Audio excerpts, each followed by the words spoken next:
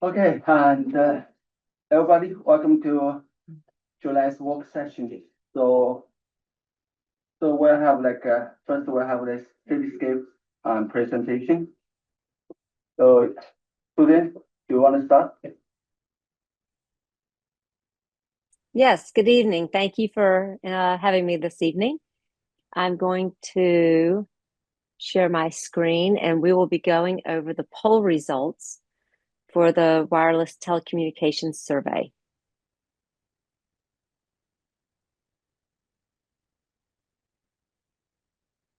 All right. Can you see my screen all right? Yes. Yeah. And can you hear me okay? Yes. Yes. Excellent. All right. Well, thank you. So I'm just going to walk through the survey results that we received from the poll. And to get us, to get us started, the poll opened on May the 14th and it closed on June the 6th. And the poll ended up having 38 questions, and it was divided into two sections to give people the opportunity to take a smaller or participate in a smaller portion of the poll. And if they wanted to go on and participate in the visual preference piece, then they could continue with part two. We had a total of you had a total of 638 online responses, and of those, 9 were paper responses. The average number of responses to the part one questions was 628, and the average responses to the second part was 573. And the reason there's a variation is because not everyone answered all the questions. But I thought that was a really good response rate, and I was very pleased with the participation. Reese, what's the total number of households that we would have sent that? It's over 4,000. I believe so. Don't know the number off the top of my head. I'm just trying to gauge what percentage of those that were invited by the first card or online. And there were people who responded who weren't in the borough either, on residents, Oh, okay. but were close by and had the same issue. Well, and then as you can see on this first slide, when we ask the first few questions are for them to tell us about ourselves, you'll see that 54.5% were answering on behalf of the household. So you may have captured more responses because I'm not sure how many were in their household, but if they were responding on their behalf, then you may have captured a few more. And then you had 45% responding on behalf of themselves. When asked how they use their personal wireless cell phone service, they had the opportunity to click all that apply, and you had almost 100% saying personal, recreation, and leisure, which is not uncommon. And then you had 65% indicating employment related. Your next highest percentage is for telehealth purposes at almost 47%, almost 45% for smart devices, and almost 40% for educational learning. And then you had about 3% for other. And then we asked them to also sort of comment about their experience with their wireless devices and tell us how they have the opportunity to comment. And what most people were saying is that they want more 5G home internet availability. They want options to not have to use maybe broadband, and that their signal is inconsistent at home, and that they use their devices also for navigation, streaming, frequent calls. You know, when I was trying to summarize the 40 comments. It's hard to get them into just these bullets. I have provided you with all of the complete answers, both in a raw data format in an Excel table, and then also in the Google Forms. So you can go through and read all the answers when you have a little more time. We wanted to know which service provider they had presently, and Verizon was the provider with the most subscribers that responded to the survey.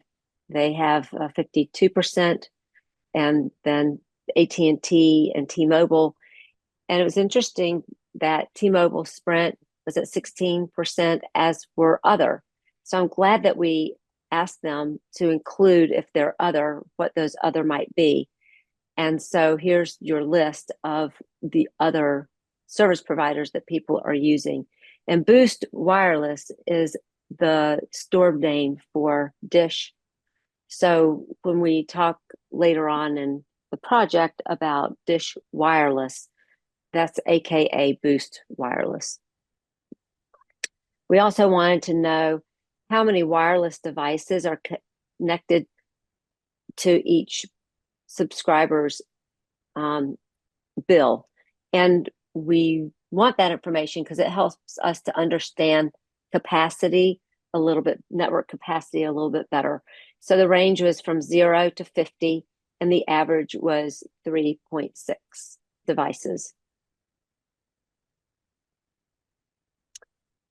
Then we asked some qualifying questions with regards to the cell phone coverage that they experience in their home, as they travel, and at work. And so we had 12.6% responding that they have excellent indoor service. We had 34, almost 35% saying acceptable service, 41% with poor service, and 10, almost 11% inconsistent. We wanted to know if people were using a network booster to help improve their coverage from their residents, and almost 25% say no, and 75%, or excuse me, 24%, almost 25% said yes, and 75% no. And then we wanted to know if people were using Wi-Fi to improve their wireless service, and almost 21% say no, and 79% say yes. So that really helps us understand that the booster isn't, a lot of people aren't necessarily using the booster, but they are relying on Wi-Fi. So either one of those methodologies work well to help improve signal inside the home or residence. Do we know the crossover, if someone said, yes, they use a booster, versus no, they don't use Wi-Fi, do we know that? No, we don't. Well, I have a feeling, it's just a feeling that some people answered the question about is your service adequate or not. If they're relying on the Wi-Fi to make their calls, they may say that they're okay. Like me, I keep Wi-Fi in my home, and like obviously almost three-fourths of people said they use Wi-Fi for the calling. So I wonder if that, just people doing that could skew their perception on how good their cellular signal is. Mm-hmm. So it probably would. What we look at, though, is if they are using a booster or they are using Wi-Fi and they're still having inconsistencies with the network at their residence, that's a good indicator that that's a capacity issue. That coverage would probably be there, but the capacity in the network is failing because there's not enough infrastructure, or there's not enough broadband in the pipe to accommodate the number of people trying to use their devices simultaneously. So that's sort of some ways that we can understand the data a little bit by what they're answering. And then we asked if they work somewhere other than their residence to rate their coverage. Excellent being 5 bars, again, 3 bars for acceptable and 1 bar for poor. And the largest number of responders indicated that that's not applicable to them because they do not work in the borough. And then a large number, pretty good, almost a quarter are retired that answered. So that wasn't really applicable to them. And then 24% said that it wasn't applicable to them because they work from home. So of those, so there are very few that were having experiences of working in Franklin Park other than their home, which makes sense because you don't have a lot of commercial business. You do in the north, and you do have some towards the commercial area kind of to the south, I believe. But for the most part, it makes sense that in those areas you would have kind of acceptable because I think those areas are closer to where there is infrastructure. And again, very similar type responses of not being applicable because not many of them need to use Wi-Fi to boost their signal at work because they're not necessarily working in Franklin Park. And then we wanted to know what their experience is traveling in and around Franklin Park. And 50% indicated that it was acceptable, 12% excellent, 20% inconsistent, 16% poor, and a small sliver not applicable. We wanted to gauge how important cell phone service is to those who participated in the poll. 83% identified that it's agreed entirely that the quality of wireless service is important to them, and 13% somewhat agreed. And then you had a sliver of neutral and a smaller sliver of disagree somewhat. And you can get those actual percentages when you look at the poll supplemental material that I sent you. And then we wanted to find out if the cell service was better, would they rely on their device more? And 42% entirely agreed with that statement. 23, almost 24% were neutral. 21% somewhat agreed. You had 70% that disagreed entirely, and a smaller sliver disagreed somewhat. And we wanted to know if there were specific areas in the borough that the participants wanted to identify specifically with poor service. And while there were a variety of places listed, these bulleted areas were more frequently mentioned in the comments. And there were also quite a few comments that mentioned that in general, there's just a lot of inconsistency in coverage throughout the borough, especially in valleys and hilly terrain, which would make sense because the signal doesn't bend, it just broadcasts out. And some indicated that they had no issues that they were aware of. And a few of them did indicate that coverage was sufficient. But what we'll do is in our next step, we'll look at these areas that were identified and we'll use them to compare against our coverage maps and make sure that our maps are matching people's experiences.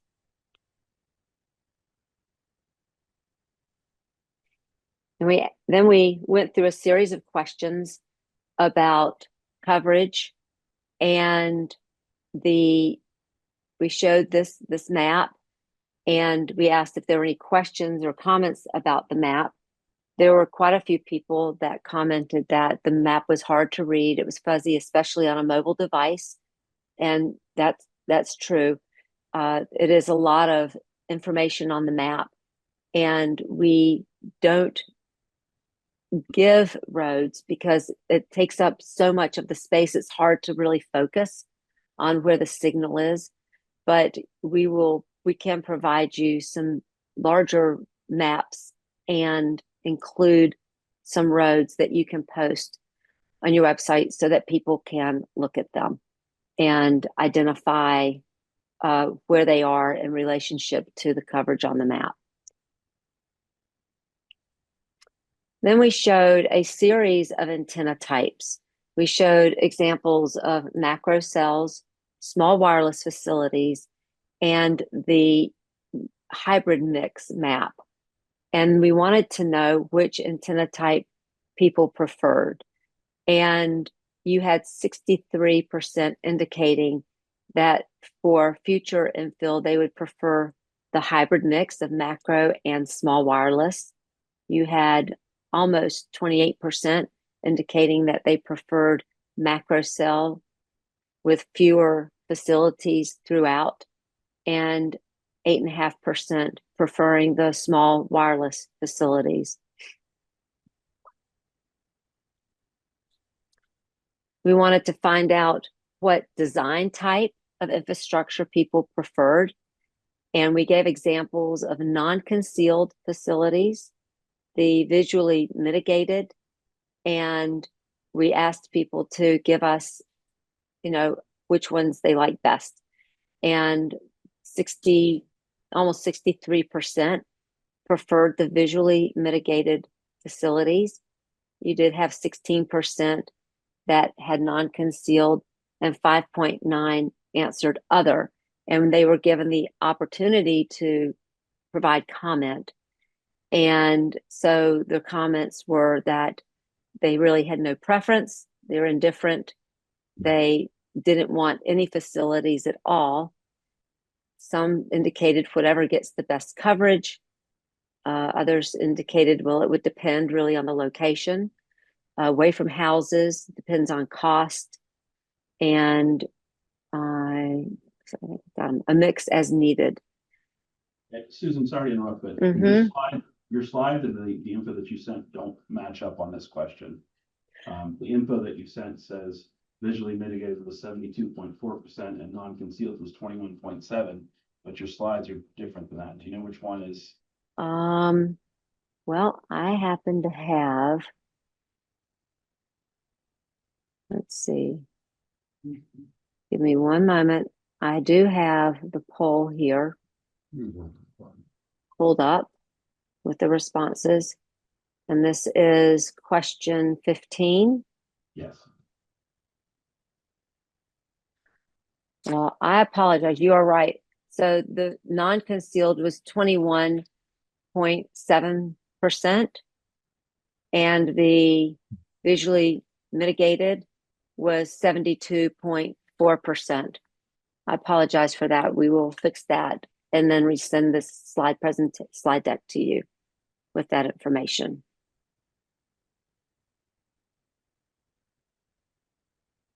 Be good, you know that.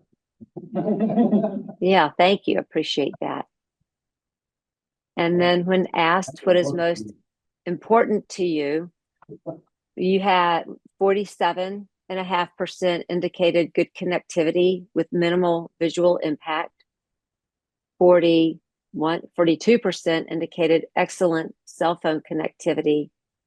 8%, just over 8%, indicated prefer less wireless infrastructure and willing to tolerate existing or worse wireless cell phone coverage. And then you had a even smaller percent for aesthetics and visual appearance. At that point, the participants had the opportunity to stop or to move on to answer the second round of questions for visual preferences. And so that was question 17. I didn't record that one. And the second section started with question 18. And so we wanted to get more into the specifics, that if there was a non-concealed facility, which one did people favor? And what we're really looking at is whether or not none of the above, I don't support non-concealed, outweighs the number of people who indicate that they could support, a monopole, a lattice guide, or all of the above.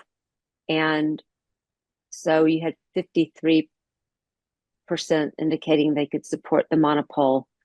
You don't have many people that like the lattice. You don't have, and then it's kind of close between the guide or all the above.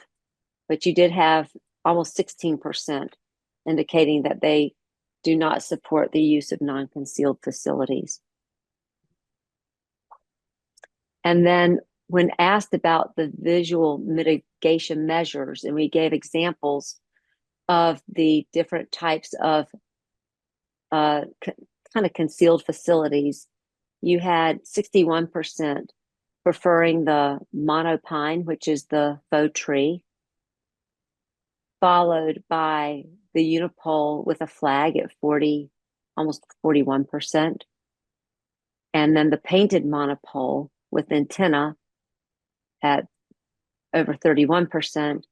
And then kind of a tie between the monopole with a concealed fiberglass trapezoid cover around them, and the unipole with the flag.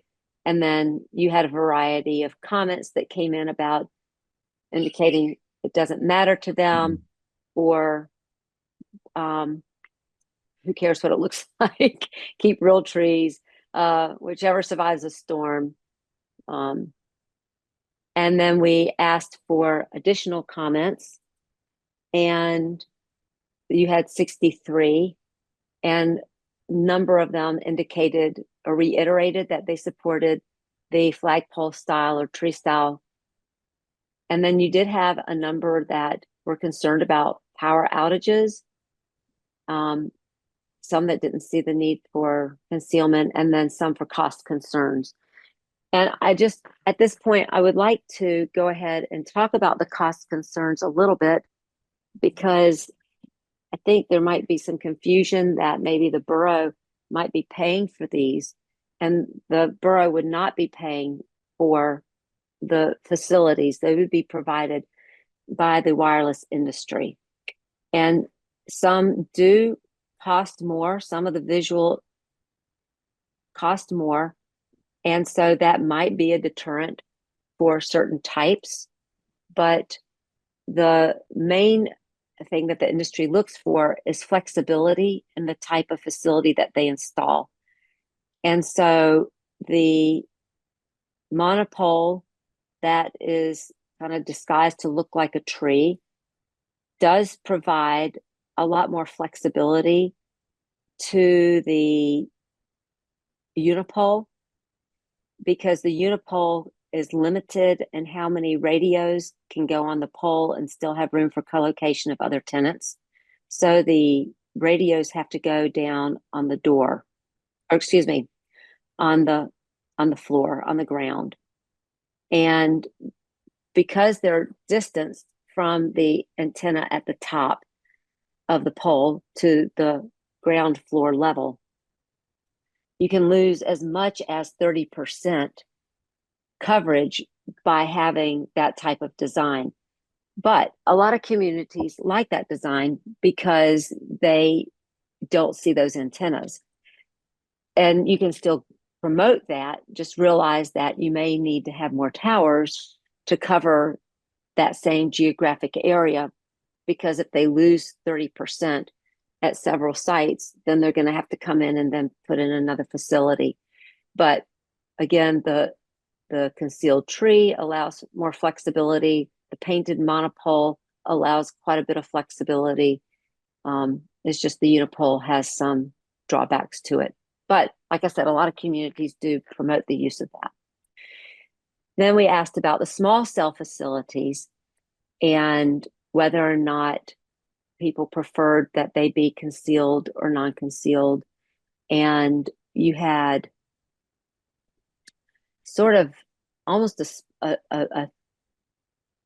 third.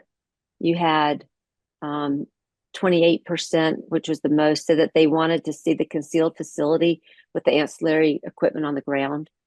and you had almost equal saying to see or supporting ancillary equipment on the pole, and you had 30% saying they liked all of them, and then you had 24% indicating that the non-concealed were fine with them. Excuse me. And you had 37 comments, and those could be summarized kind of into these 6 bullets. And so you had some commenting that they really wanted to support designs that blended with the trees versus, along your streetscapes or along your tree lined streets. There we go. They didn't want these to stick out. They wanted to blend in more. And again, minimal new installations, concerned with the overhead utilities where utilities are underground, which I thought was a really good comment. And not that these aren't all really good comments. I'm sorry. I didn't mean it that way. I just wanted to address this a little more thoroughly. And that is that when you have areas in Franklin Park that have underground utilities, you can require the industry to follow that utility pattern and not have above ground utilities going to the pole. So they would also be required to have underground utilities. And some, again, that prefer the small cell, and then a few voiced pretty strongly that they oppose any additional infrastructure. And then 19C was, again, a little more clarifying question for the use of the small wireless facilities in the right-of-way. And we wanted to know if there was more support to have co-location on the existing utility poles as opposed to having a pole for each provider. And overwhelming majority supported the use of co-location on the utility poles. Now, what's interesting about this particular topic is that the Code of Federal Regulation does not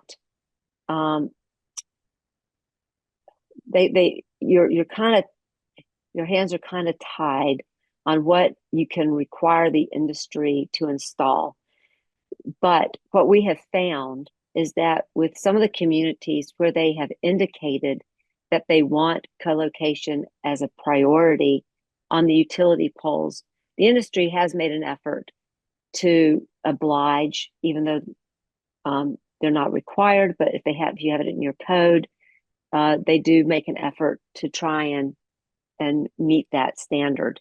So I think it's important that since the community does want to see that we move forward with the code, that we build that into the code as part of the preference. Then we wanted to get some information from the participants on the locations where they would support new infrastructure. And your largest response was 58.2% was supporting on borough property, followed by kind of a tie between in street rights of ways and wherever, as long as you had the least amount of infrastructure, followed by, again, on other publicly owned property. And you had 13% really indicating anywhere other than in my neighborhood. And again, and then just above that percentage, anywhere in the borough. You had 36 respond to comments on this particular slide. And the comments can be summarized by people really voicing that they want to minimize the visibility, limit the infrastructure, use borough property. And then you did have some, again, indicating opposition to any new infrastructure and question the benefits to the local community or having a locational fairness, not maybe giving the local community an advantage or local borough property an advantage over private property. is how I understand that to be. Question 21 was to really sort of take this question to the next step. And we asked, of the following locations, where would you prefer the infrastructure the most? And again, about 50% supported public property as the first choice, and 44% anywhere to improve signal, 33% the use of right-of-ways, and 30% use of utilities, and then for almost 5% for private property. So the way we would use this information is, again, if you opt to move forward and we take this to a zoning changes, we would use this information to create a list of preferred locations, which I think you already have, but we would compare this to what's in your code and make sure that they align. And then again, they had the opportunity to provide comments, and the overall comments were to, again, opposition to new facilities, community parks where it's most effective, ideally commercial over other non-residential property, and on borough buildings. And I just want to say the reason we really wanted to try and get more of this information extracted from the responses is because your community is largely residential, and there's not a lot of commercial and borough-owned property in areas where they need to get signal. So we're really trying to find out, okay, in these areas, what can we come up with as a good strategy to fill those gaps? And that's why we wanted to really dig deeper onto some of these questions. And then we asked, if you support using borough-owned property for wireless infrastructure, what is most important to you? And we gave the options of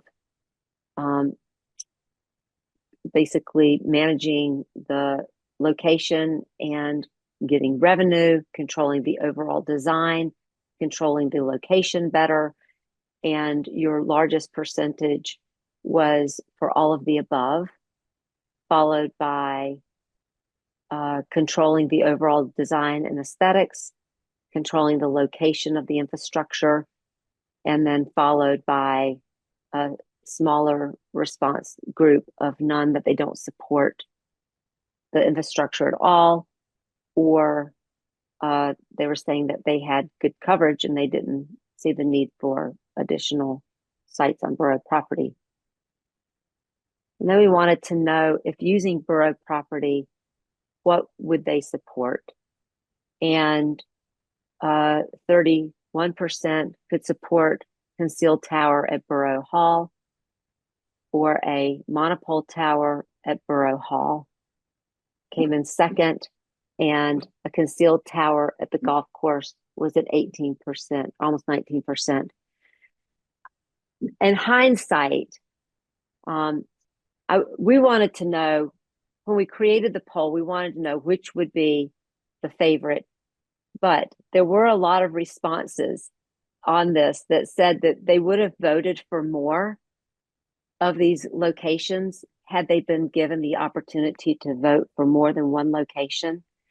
And so I guess the only thing that I would have changed going forward, or if you wanted to send it back out to those who responded and asked, that we could create another slide that gives them that option, because they indicated that they were interested in that, but we can talk about that a little bit more.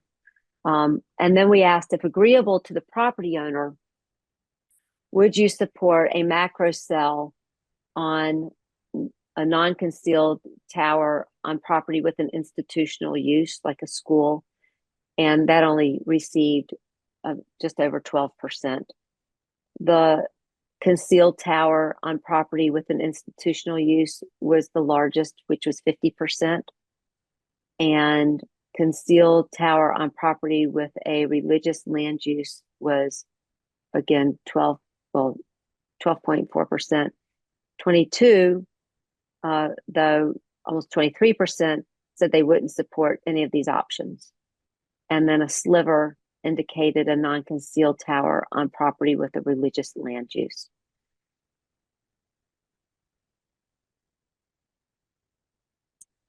And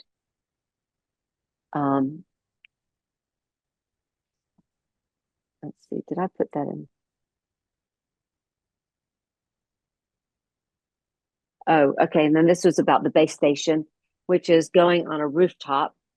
And if agreeable to the property owner, what would they support on a base station, a rooftop, and the concealed, again, the concealed on the institutional land use was the largest, followed by not having any support for any base stations on any institutional land uses, followed by concealed base station on property with a religious use, and a non-concealed base station on property with an institutional land use. Again, these just help guide future policy decisions on where infrastructure would be preferred and the type of infrastructure at that location that would be preferred. And we did have 40 responses that indicated that they knew of private property that could be available for new wireless infrastructure. And we will look at those locations and see if they're in a gap. And if they are, what the land use is and what the zoning is. And we can bring that back to you to see how those locations fit into the puzzle of trying to bring coverage into areas that are deficient right now. And then you had 543 responses that they wanted to receive more information about this project as you move forward. You received 62 overall comments to the presentation, and most of the general comments, most of them were just sort of general comments, a few comments about preferences for fewer towers, supporting aesthetics, comments on the coverage, concerns that the survey didn't address the cost or the funding of the infrastructure. And I think I've already addressed that because that would be supported by paid for by the industry. You did receive about 12 comments of appreciation for the process and being able to participate. You also received comments about opposition to new infrastructure, some concerns about health and environmental effects. There were some specific references to the Verizon application at the golf course. And I just want to reiterate that this was not about a response to Verizon at the golf course. This is an independent project. Although we are aware of their past application, this was not to either support or not support their application. And there was support to move forward. And again, people voiced or shared concerns about what happens when power goes off. And that their landline, that they're not able to have communications.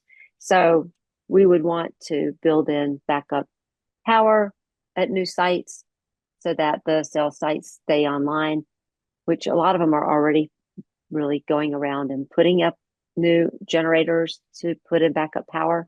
But that is something that you can put in your code. And so that concludes the results of the presentation. And I will resend this to you with correction. I saw another typo. I'm so sorry on another slide. So we'll take care of that and send you the clean version for your posting to the general public.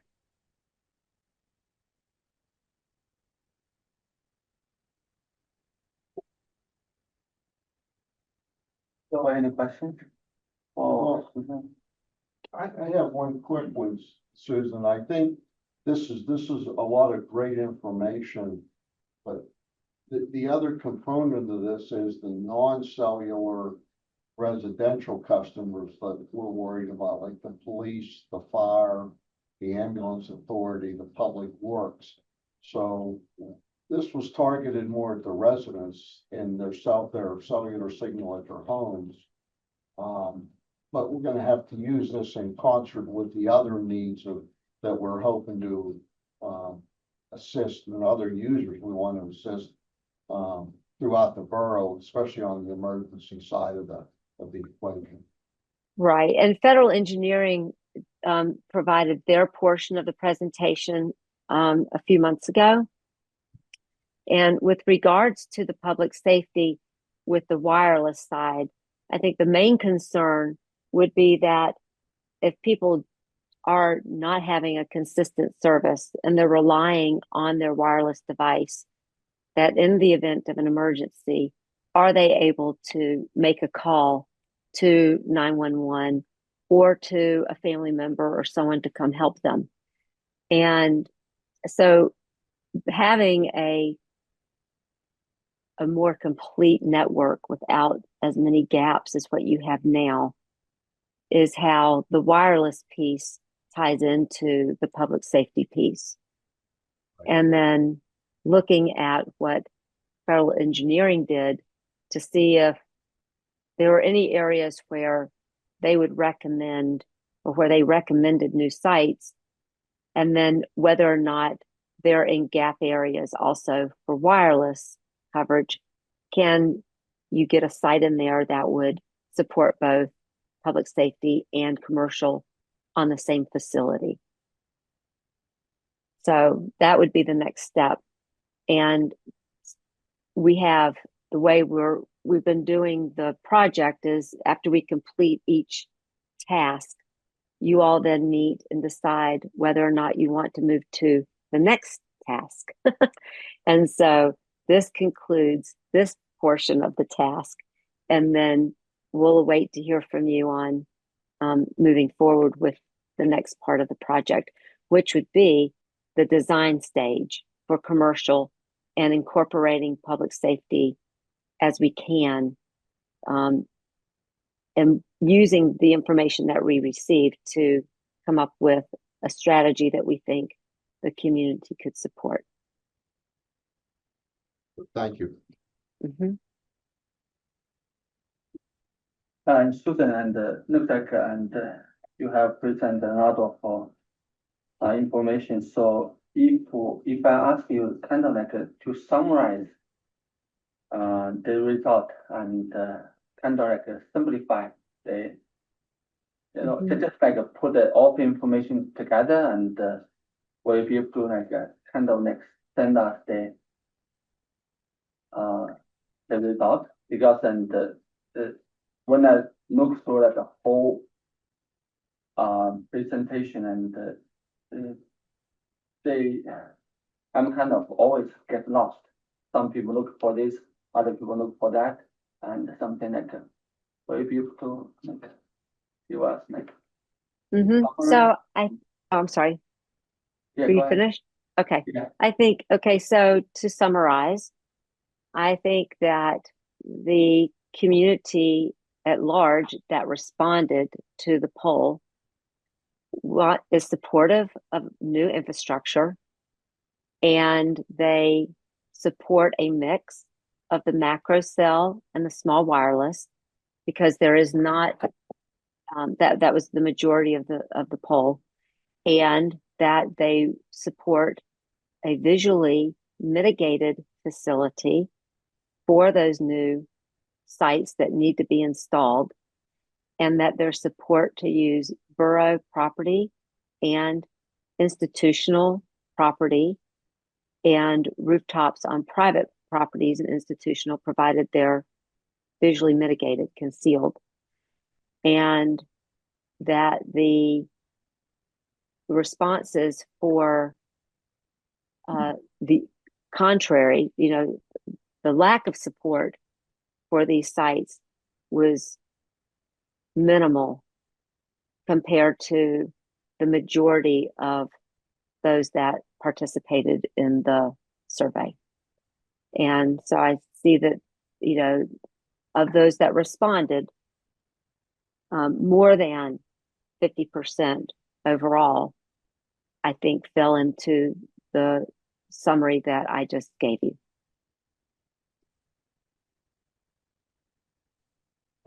Will you be able to like, just send us the summary and so, and to all of our and council members, and since that day, our president Uday is on vacation, and one of our council member Brian is also on vacation, so, and, I would like, we would like to have like, Mhm. all of us, you know, sitting together and to discuss and what would be the next step to take. Mhm. How about I add a slide at the end that provides a summary slide that I just said. Would that work? Yeah, sounds good. Okay, great. So I'll revise the one slide that had the inaccurate numbers, and I apologize. I don't know what happened there. And there, I found a typo on one as I was presenting, and then I'll add the summary slide at the end. And I will get that to read tomorrow. Thanks. Okay, great. Any other questions? Okay, so then, thank you. Thanks so much. Okay, thank you very much. And happy 4th of July to all of you. Thank you. Bye-bye. Bye. So no old business and new business, let's review the July 16th regular 2025 regular meeting agenda. All right. Yes, no public hearings scheduled. We do have a preliminary matter and a presentation. You need to rehearse or anything, but looks like congratulations are in order. And in terms of the other items for discussion, we did have the presentation and the introduction of the ordinance 693. Off down here. So we do have the motion to enact that. Our typical language, you know, it's been to sort of repeat what is in the title. So it's maybe worth considering a motion 4, as we have here, place the Government Study Commission question on the ballot.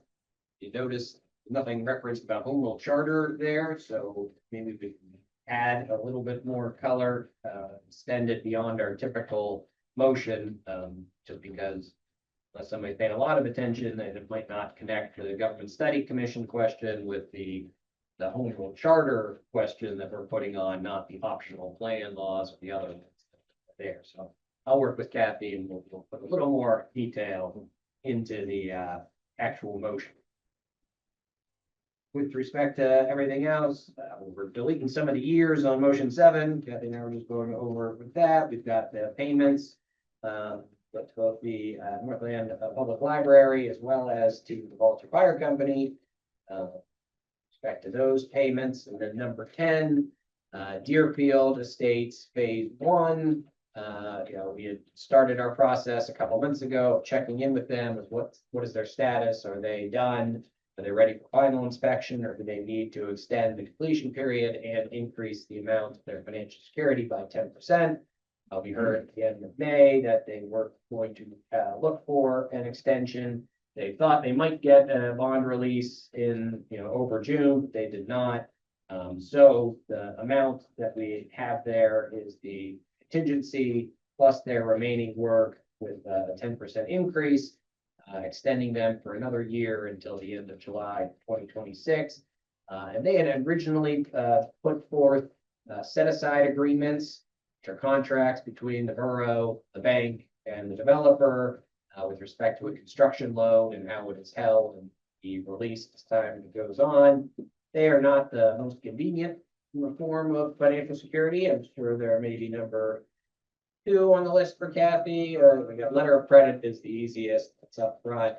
The bond is okay, and the contract is third. So as with the other 2 phases, phase 2A and 2B, the developer has agreed to not pursue the set aside agreement, changing that amount, and has already tendered and put forward a subdivision bond for the $703,526. authorize all of that at the July meeting. And well, hopefully they are done within the next year. We do have some limitations, if I recall, in the development agreement for phase 1, phase 2A, and phase 2B, that it all needs to be done because there is some overlap or otherwise before we will consider acceptance leave. So this could be one where we're holding a retainage, even though they are done. Finish with these two. Okay. Other than that, nothing else to report. Can I make a comment on the government study commission question? It's not a comment on, I realize we're going to vote on it. Since our last session, I've got some people really being critical. And I want to share some of the concerns only in the spirit that we can be prepared to maybe address those prior to taking the vote in 2 weeks. I think it would do us very well if we could, I know it's hard to estimate what the cost of the legal services will be. I think we threw a number out there. A lot of people think that that'll be 5 times and it's going to be $500,000 if it's a penny. And I don't know how we can put a number on that or a range, but I think a lot more people would be more comfortable if they had a better estimate of what the legal fees might be. If there's any, I don't know, Max, that's a question for you. Is there any way I'm not, never pin it, you never pin the number down, but could we get a better estimate on what it likely could be? I think people would feel a lot better. The comments I heard were, you don't want to spend more money in legal fees than we'll be able to recover from additional revenues. It's a people that haven't been involved in it as deeply as council has been, is probably a legitimate question in their mind at least. Somebody asked me, why don't we do, if we need money for the storm sewer work and all that over and the MS4 over the next 5 to 7 years, why don't we float a bond issue and then just pay it back over time instead of going to a whole new program? So, well, it's something that you're paying interest on it, so you're still going to incur additional costs. I just hear in the background, I think most of the council here supports this going forward and let the voters decide. I just wanted to throw it out there that there might, I'm hearing there might be comments at the meeting, questions. So preparation is really one of them. I've heard from a half a dozen people that don't seem real key on it. I also heard a comment like, well, if we do the transfer tax, it's still a resident paying for it, whether they're buying the house or whether they're selling the house. So it's like moving it from one bucket to another. To some degree, there is some truth in that. I think the one big thing that I'm always pushing is we will save money on the PennDOT maintenance of the storm sewers on the state-owned roads. But, and I know we've talked about this, I don't know if Gary's going to be here this evening, but it would be nice to know, I know it's hard to track that, and we probably don't actually have that data, but do we spend 10,000 a year, or do we spend 200,000 a year, and it's probably somewhere in between. To me, that's a real tangible savings, because that's money we definitely wouldn't be kicking to another pot or getting from residents in another way. It would be truly money the state would have to pay rather than the residents. I'm just trying to have some answers to some of the questions. Should we have speakers at the meeting too? If I get any more, I'll be glad to share them with council, but I had more people with some negative comments. You know, I pointed them to what was in our spring newsletter. I think we did a great job trying to outline it there. Kudos to Laura for being the author of that, and all of us have had input to that. So I'm trying to redirect people before so they understand the entire picture and the breadth of the work that we've already done on this. But I think having answered some of those questions might be beneficial too. I mean, at least on legal fees on the first one, in terms of sort of an estimate, have never gone through this before. Other communities that our home rule were from the 70s or so we don't have much of a yardstick to compare it and say, this is how long it takes.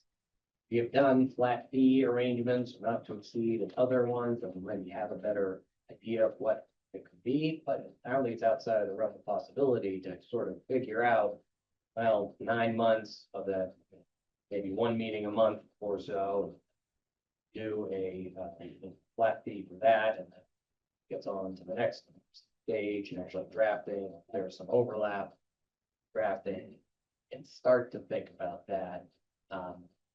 And then the other sort of consideration here is if you've got 7 members, and you've got a lot of good municipal attorneys that live in the borough, in terms of, you know, Sean Gallagher is over in there, I know.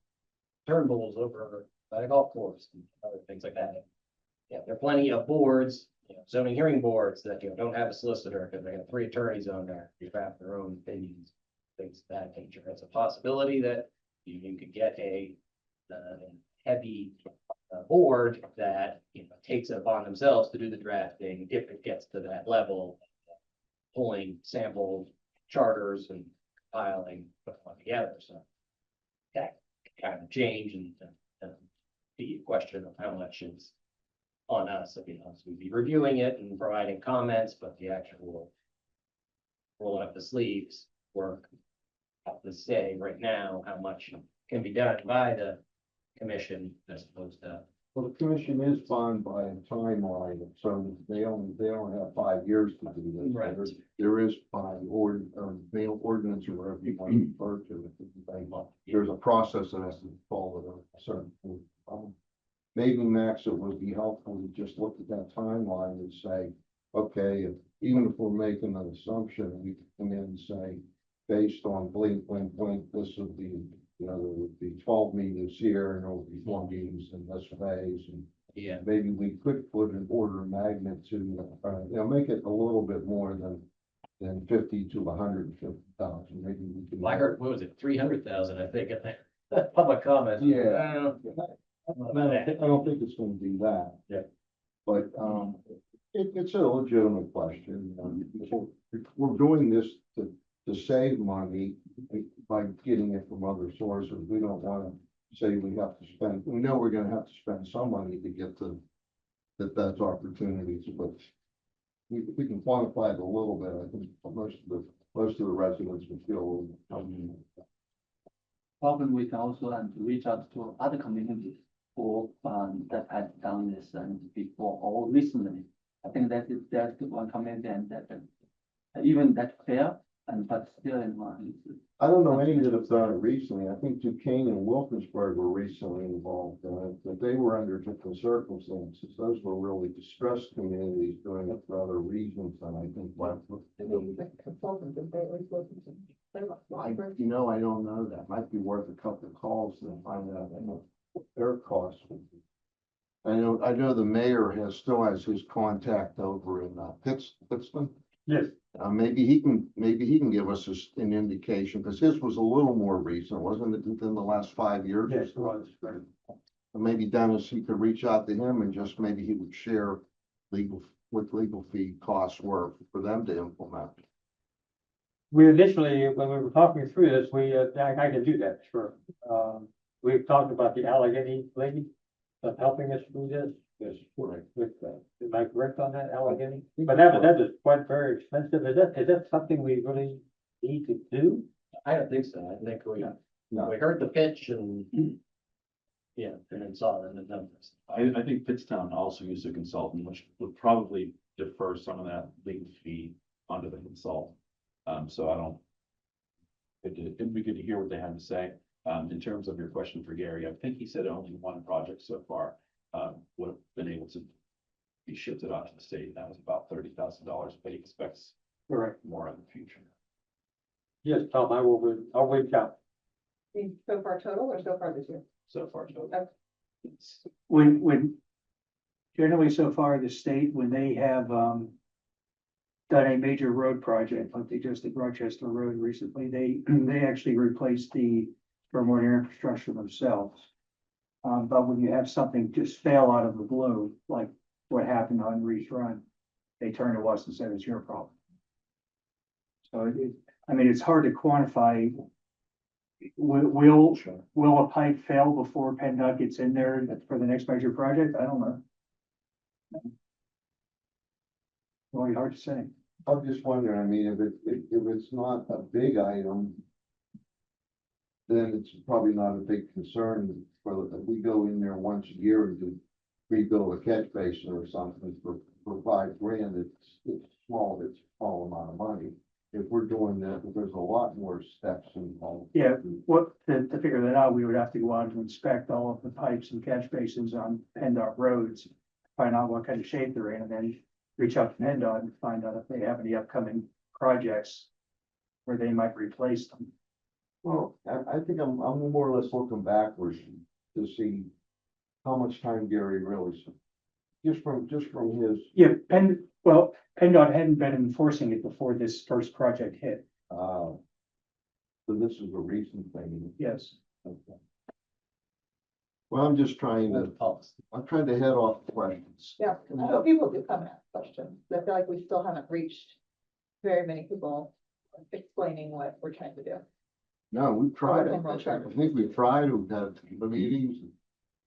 But, now that it's coming to a vote, people seem to be coming forward with more questions. Finally, I wish they would have done it a little earlier, but We're having, speaking of this, open houses, I'm jumping ahead, I can wait actually, before we talk about formal charter update. I'll hold off on that. okay. No, I was gonna talk about it later, now I thought of the voting item, so. Thank you, Lord. That's the only other comment I had on. I did have one, I think we need to, read the amount, and I do on my own. I need one from the side, but we can get more information. Actually, that's your information. There was an omission, we forgot, because we did not replace the rescue engine, the rescue truck, and the fire engine, 2 separate trucks. We did not order 2 new radios. So this being an additional truck in the fleet, we have to now buy the radios, mobiles, and 2 portables to put in the truck, which is going to be roughly 10,000, and all through the county radio purchase program. And we do have this item budgeted at 170,000, so we are saving 50.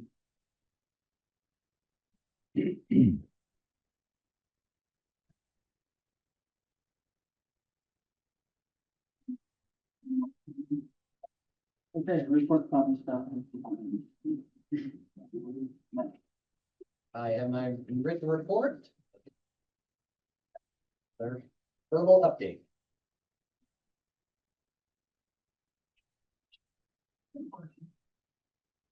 You have my report.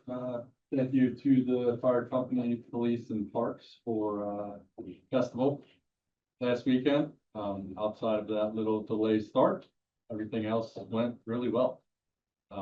Weather cooperated very nicely after about 5 p.m. Any other questions or comments from that night or anything else? Just thank you both, the departments for all your work, and really successful. Act as usual. They seem to have a good time. Same here. Good job. Good job. Do you have any sense of whether there were more or fewer people than last year? The parking lot said as many. They were full, it was full by 6 p.m. It was hard, I would say, because like the food vendors didn't look as busy, but then you look to the field and everybody was slammed into their rides Yeah. because they opened later, Right. due to having to drive out. So it skews what I generally, like, if you would have asked me and I looked at the food vendors, I would have said, yeah, we seem to be down. But I just think there was that many more people trying to get to the rides, because our timing was restricted due to having to drive those off.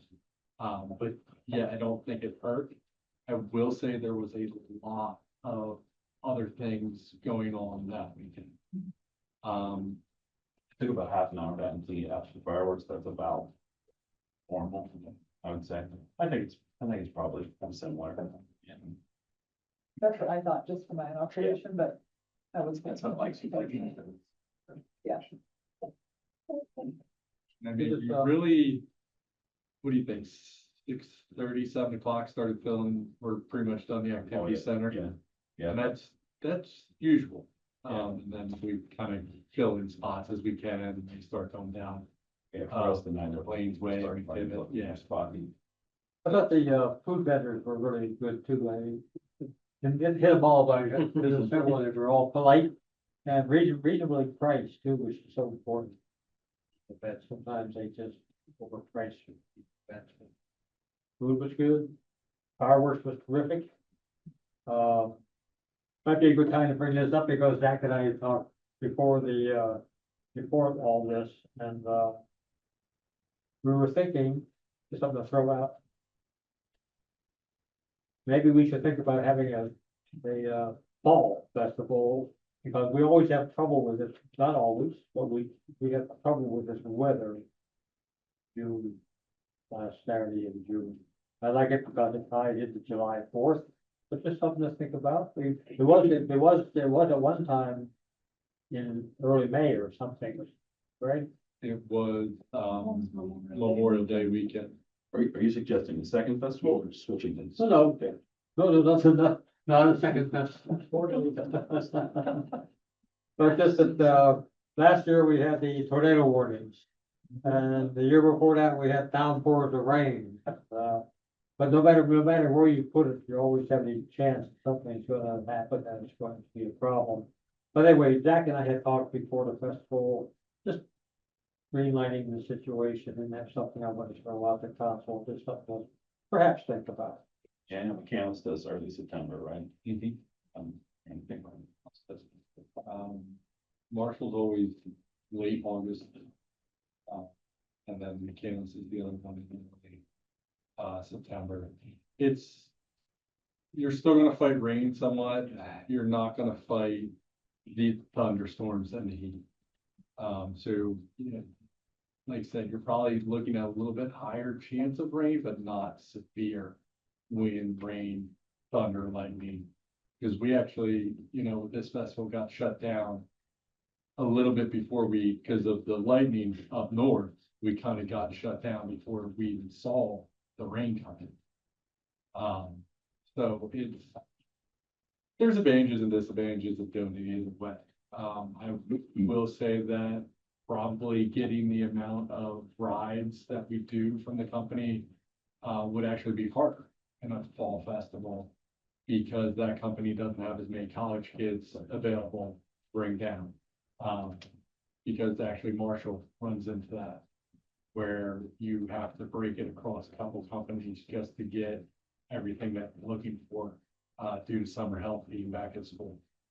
So like I said, there's advantages and disadvantages like anything we do. I don't have preference either way. It's really up to you as council. I don't know, do you have a preference for prep? No, I was just thinking, you know, maintenance wise, you know, any summer help we hire don't come till mid-May. And we only have, you know, 4 guys that mow, you know, May's usually a busy, you know, can't get really many projects done, being that they're so strapped for mowing usually twice a week. So, you know, pushing it too early, it's hard to mulch and prep and have the park as nice as it is by that point. If you go towards fall, if we have a hard, like last year, hard dry summer, by the time you get to September, there isn't much grass left to heat up time of year for recovery.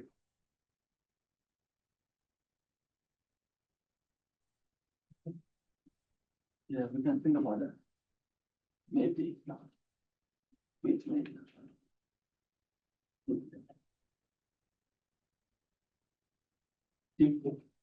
I guess, on that note, I mean, luckily for the festival this year, the field wasn't too bad. It was a little rutted up. Just an inch and a half rain on Friday night, the rain Saturday, but the golf course was a little more struggled with the amount of water in wet areas. Overall, it's surviving well compared to some other courses in the extreme moisture than the extreme temperatures. Plays still been just as good as usual, so it hasn't really dropped off a whole lot. So that's on those, and then I guess the biggest thing for this month is the scholarship outing, the golf outing. I keep mentioning that, the magic number of 100 golfers, we really need that. We're not nowhere near that yet, so we need to get the word out. We need teams, we need people to make this successful. It's going to be a losing day if we don't get the golfers we need. I'm not sure what Cranberry would say if we don't get close to that. I know he said he's lenient, but I'd say less than 80 would probably not be good going forward. You do a Facebook post or something so you can come up. Yeah, we can do that. I think I pulled all the festival signs, and the golf ones are up because I know Donna was thinking like July 14th, 15th for team registration. She wanted to try to wrap it up by then. So the left those signs are still in the neighborhood. Okay. I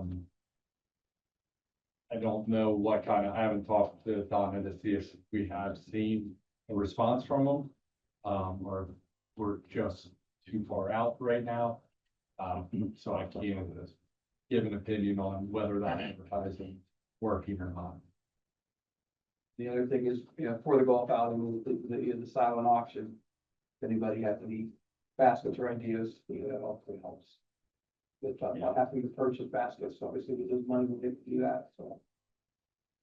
We help there as well.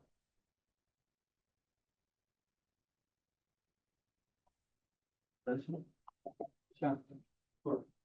you. A couple of updates since our memo from last week. Three big project updates. First, 8 Point Park.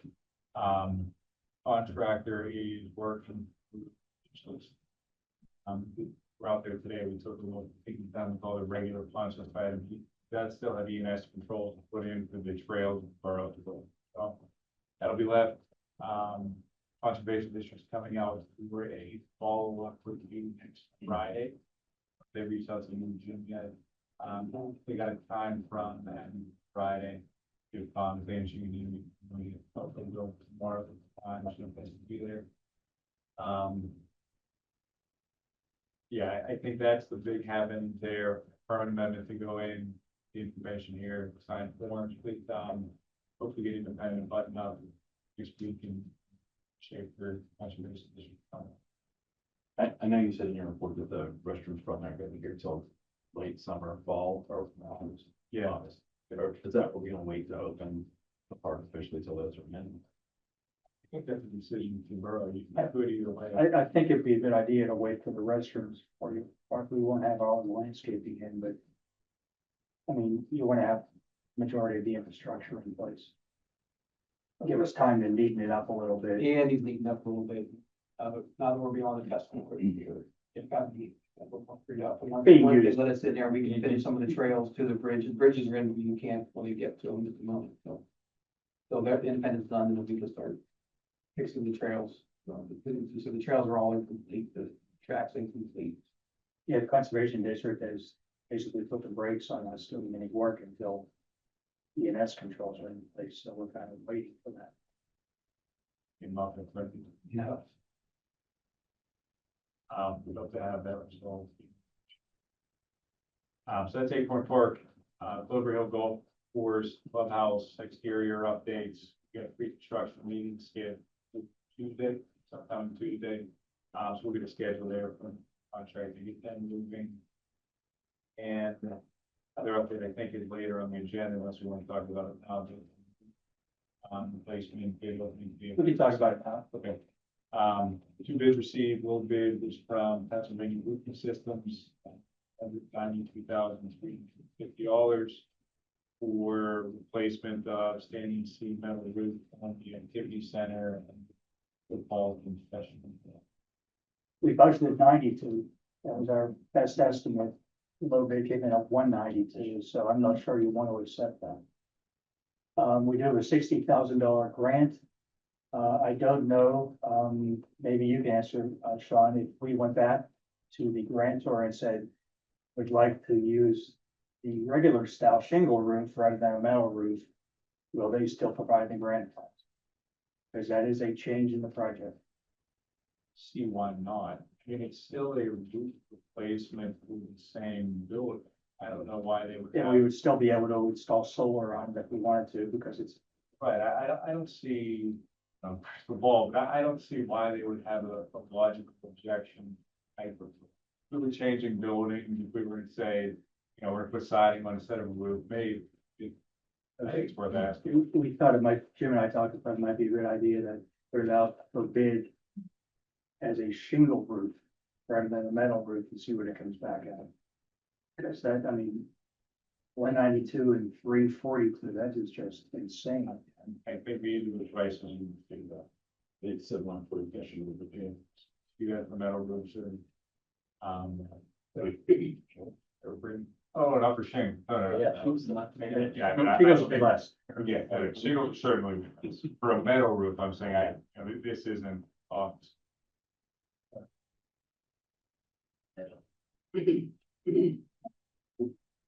I want to do that, I mean, again, you do have 90 days to award this categorically, no, we're not going this, but you could hold this and bid in the meantime and it's even better. I would suggest we do that if we can get it out for bid quickly as shingle roof and see what we get. If Now we have a comparison. we can take this as authorization, I mean, obviously we can't open before your meeting in 2 weeks, but I could before the August, right? Yeah. If you were to expect from metal to shingle, what Kathy and that. Council, okay with that? Yeah. Okay, so go ahead and bid it out for shingle roof. Yeah. Other updates in. And by the way, with shingle roof, part of the activity center roof is relatively new, right? The front porch, the newer, the kitchen is new. So, because I'm not sure we want to replace, do we want to replace that section of roof at this time or not? That was what, 2017, Yes. so, yeah. That was 2017. I mean, over the kitchen, because it's a separate roof per se, but over the floor, so it would match, I would, that's a small, much smaller section. But I don't know, over that kitchen isn't, it's a step up, so that can always be done. Let's, Sean, if you could, I don't know if you have some time tomorrow to set up a quick, are you guys in tomorrow? Okay, why don't you, if you can set up a quick meeting, and the four of us will talk tomorrow and figure out exactly how we want to do this. Yeah. But 8 years old isn't a very old roof, so I'm not sure we want to tear it out again. Yeah, we can keep that kitchen section on. Yeah. Still okay, or are you thinking in person, virtual, okay? Yeah, I'll virtual. I'll send a meeting. Okay, thanks. Yeah, that's all I have as far as. Thanks for the council. Thank you. I have no updates to my report. Okay, and if it's okay, so that we can let Justin go early too, if we could talk about CPC's proposal now as well. Why don't you go ahead and explain it, Justin? Sure, I mean, I'll try not to rehash the whole project, but still a lot of work left to do. Unfortunately, fortunately, we have the joint permit for Fish Run for the 2 parcels upstream and downstream of the Franklin Park properties parcel. And we're thinking about switching out the sediment reductions from the Bramblewood Basin, and because of the landowner issues there, with the Franklin Park properties parcel. So first step would be to get the pollutant reduction plan revised and approved into DEP. That's a simple part. I don't think that's going to be too difficult. Get that in there. We told them that's what we were looking at and that's what we were thinking of doing. And then we would need to then, for Fish Run, we would then need to do a little bit more design for the Franklin Park properties parcel, and then submit a major amendment to that joint permit. We've already gone through the joint permit. This will be the third time. We went through it one time, and there was a landowner that moved, and we couldn't get the easement from the new resident, or the current landowner was reluctant to sign because he knew he was moving, which makes sense. So once you're submitted, DEP has a shot clock, 60 days to respond, and we weren't able to get that new resident to sign within that before the shot clock expired, so we had to withdraw that permit. So unfortunately, that was the last and final comment for Fish Run, and all technical comments were addressed. DEP was happy. They put it through the ringer like they always do, and unfortunately, we had to withdraw because of unfortunate timing for the resident to move. So then, once we did then resubmit, instead of, you would think maybe common sense would be, hey, you were an inch from the finish line, maybe just submit the easement that you now have in hand, and we'll give you your permit. Well, doesn't work that way with DEP. They started from the beginning, put us through the ringer all over again, and we ultimately did get, after I think our final response comment letter was maybe 195 pages. We did get the reviewers to give us the permit. So we do have that permit in hand, but then now we have to amend that permit. So that's Fish Run. Any questions on Fish Run?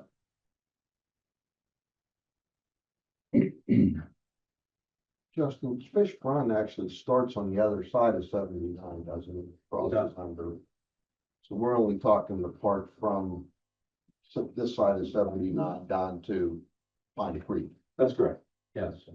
So in addition to the joint permit, we'll also need to amend the MPDS permit, and that's with the conservation district. So there's a lot of dominoes that fall, and it all adds up a little bit at a time, and that's frustrating. I mean, we're tired of working on it too. We'd like to go put this in the field and be going with it. Move on. So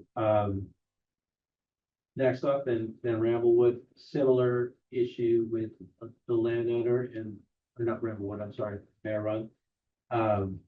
Similar issue with the landowners. So we have everything in place. Have the technical comments addressed. Couldn't get the easements across the finish line.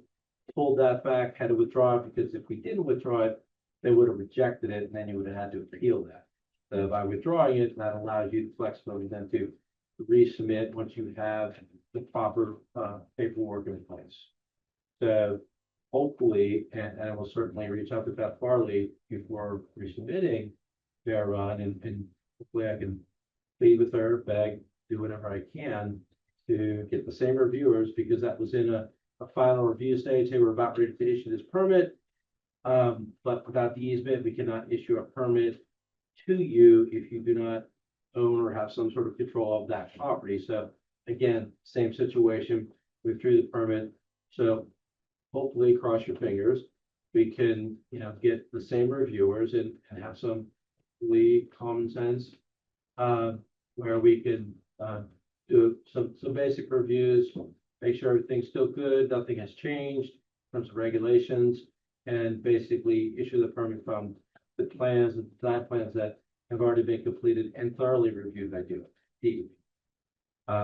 That one, I believe, in terms of, or Bear Run, sorry, does not have an MPS permit. We're under the acreage required for that permit, so we just need a consistency review from the conservation district. That's a little simpler, but it is a little bit of work to just put it through the process, but it's not a big deal. So we have that's Fish Run, that's Bear Run. We know about Ramblewood. I talked about the PRP will need to be revised, but that's simple. I know it'd be fast, but what questions do you have for me? Just on projects, or do you want to talk about your proposal too? Do you have questions on the proposal, or? No, just just the budget.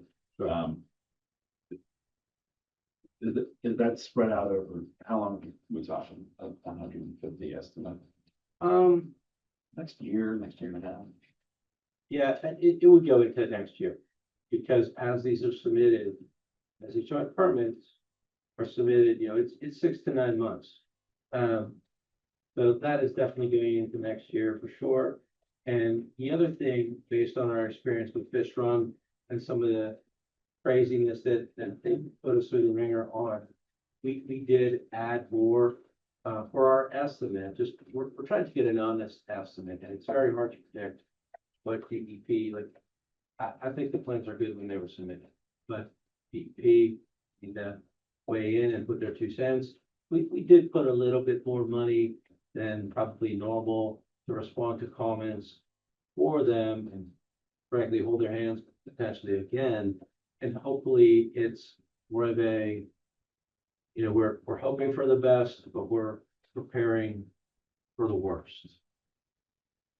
And it's really, that number, I hope that is high, certainly.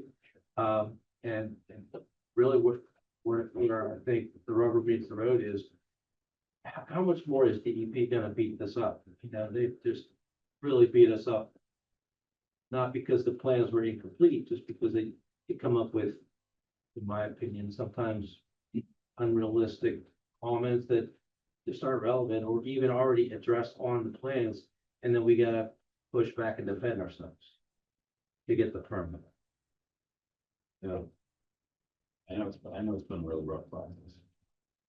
Yeah, it's usually not lengthy, but with some of the landowner issues, we keep, just spinning our wheels with going around just when we think we're done.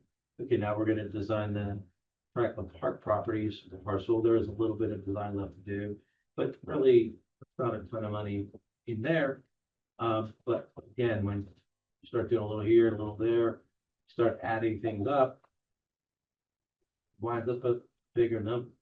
That answers my question. Some of the work they're going to do that's specific to the 2 projects we're talking about, Bear Run and Fish Run, we will include when we apply for the loan from Pendos. So we already be able to get loans to cover that and pay off over a period of time. Things like the updated PRP, that's not specific to any one project, so that would not be. And maybe one question for each, I don't know. Is Franklin Park property, maybe it's Max on, is the Franklin Park properties parcel, is that Borough have? Not yet, we've No, we- provided the draft blank, deed of dedication. Ready to accept it by resolution at the July meeting. Sent the Record Park property, Mr. Gallenstein, and I believe, I guess that's his attorney, Nick Shields. Assume that, so we're waiting for him to respond. But Fair Run, Mhm. that, those easements, that's a done deal. So they are in condemnation. We received service notification on one that owned 2 properties. We haven't received the notification on the other. That starts a 30-day period. Potential preliminary objections. Now we can pay maybe just compensation directly to them or into court, but we get possession once we make that payment, either into court or to the individuals. Right now, we have title, we don't have possession. Yeah, maybe one more comment on the proposal. This is a little more formal than sometimes in the past, but the new procedure that CEC really tightening things down a little bit, just making sure we have a little more stuff on paper, contracts on paper to make sure that we're, first of all, communicating honestly with our clients that, hey, this is what we're seeing, so that you're not surprised at the end, hoping for the best, but prepare for the worst. And then, council can make a decision based on that, with that number in mind.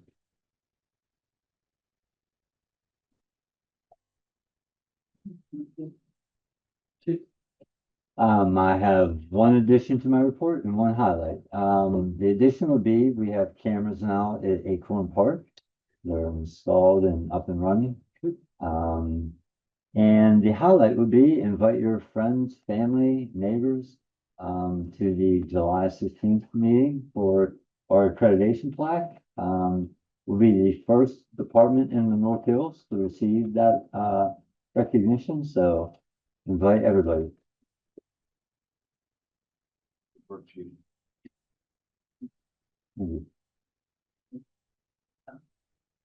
Got questions, Randy, on So maybe tonight, let us just, whatever region they talk about, I'll just, podcast they're looking about. So. You can ask him if I get. So, this relating to Young World, the addresses, Rochester, Stafford reached out. Very unhappy about the decision. It was like, had a worth mine, in the days of this store. The other concern that you brought up, and I don't know if this is true or not, there wasn't a quorum of zoning hearing for that. 3 people. So that's. Is it? I was over 5. No, okay. Oh, there you go. There you go.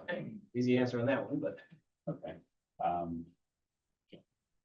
There's not much we can do for him in terms of the zoning decision that he faced. I don't know if he even, I think, yeah, if you appeal that or anything.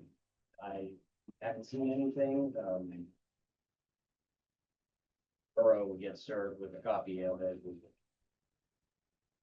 What's the status of that?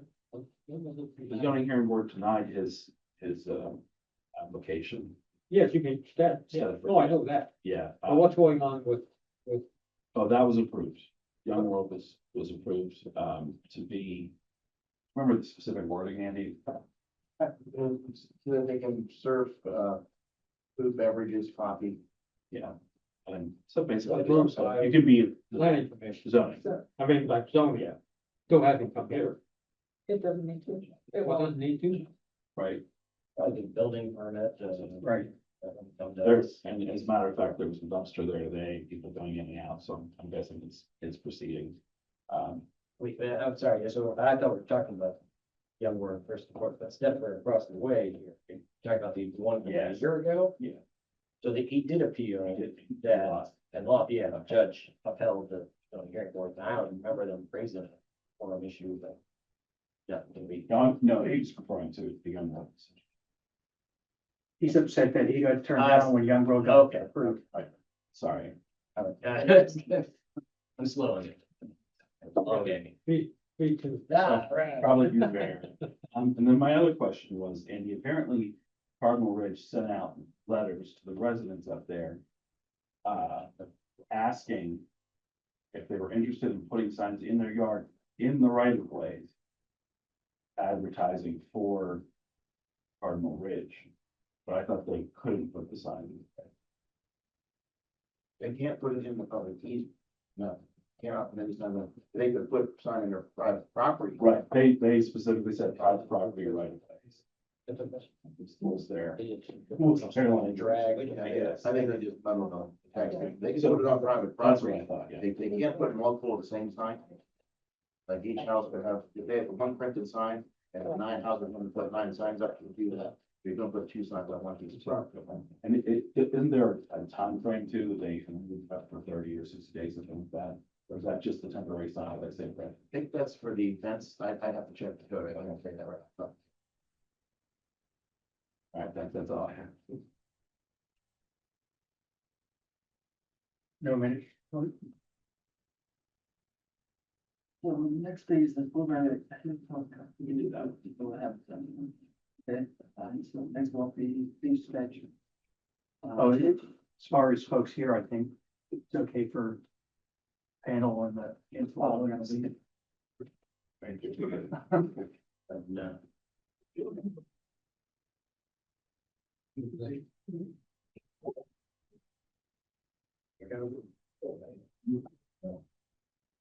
I think fee schedule's on here because, Laura, you did ask about if there was support for what Tim had requested as far as increasing the fees. Yeah, I don't have any doubt there is support for it. I just would like to see it. Okay, bye. Understood. Tim and I weren't able to coordinate. He's on vacation right now, so. if you'd like, we could hold off on this and not put it on the agenda in 2 weeks. I know they wanted to pass it as soon as possible, but Well, what is the rest of the council members think? I think it's important that if we're gonna raise fees for any purpose, we need to really make sure we're looking at the data and understand it clearly. I feel like it might be a little hasty if we plan to go on that without having a discussion once seeing the data. That's my opinion. You all can weigh in. But I believe Tim has very, very clear and he calculated like how much like, we need to pay for that, like we bill Tim and sent numbers. I don't know if everyone actually saw that, so Tim sent numbers of his proposed increases. But what I'm looking for is what are our actual costs compared to the suggested increase. and for that, Tim just gave generalities of he's sure he can substantiate it, but he didn't say Right, and I that on average it takes this many hours for this person. right, that's what I'm looking for. Right. I'd like to see that before we raise any kind of fee. I don't think it hurts to put it off a month. I don't think so. I mean, do you think, Tom? I'm okay with it. Correct me if I'm wrong, but I thought Tim said he was gonna put this in effect and then we were gonna revisit the whole fee schedule at the end of the year, like we do each year. We were Yeah, but I gonna- think she's talking about Tim's fees, right? That's specific. Yeah, Oh, okay, I'm sorry. I think you meant the whole. no, just the Just one Tim's fees. for, you're right, Yeah. for Well, the impression I got was that with the amount of time some of these things take, even with the increase, I don't think we're gonna be breaking even on it. it sounds like it, and I don't doubt Stenographer, that he's hearings. correct. I just feel like we need to see the data. And I think that's. a And be able to fair show request it to make. anyone else. Right. Right, why are we? We can put this back on the agenda for the August work session. Doesn't live with me.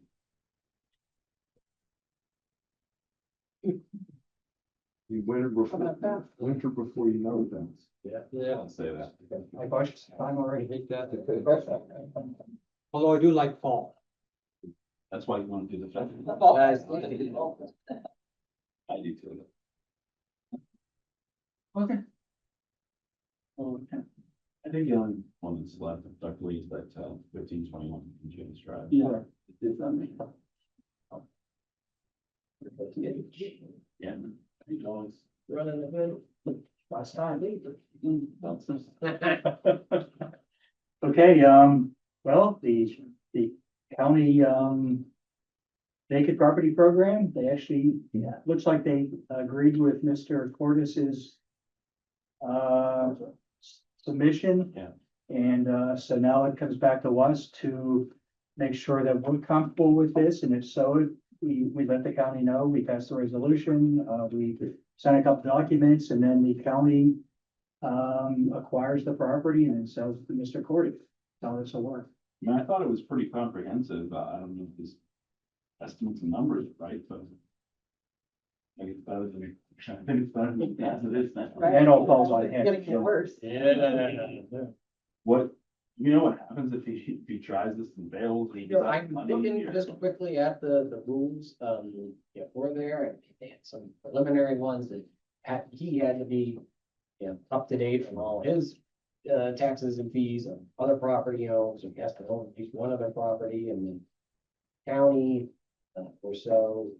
I didn't see, what happens if the, ends, but, essentially, he owns it, he owns it. He might have to, if something goes wrong, it kind of falls into that, we have to condemn it and demolish it or something like that. At least we've got somebody that's Right. there. And we have our taxes paid and. Yeah. What Andy did notice that, the lien list did not include all of the liens for the grass cut that we've done.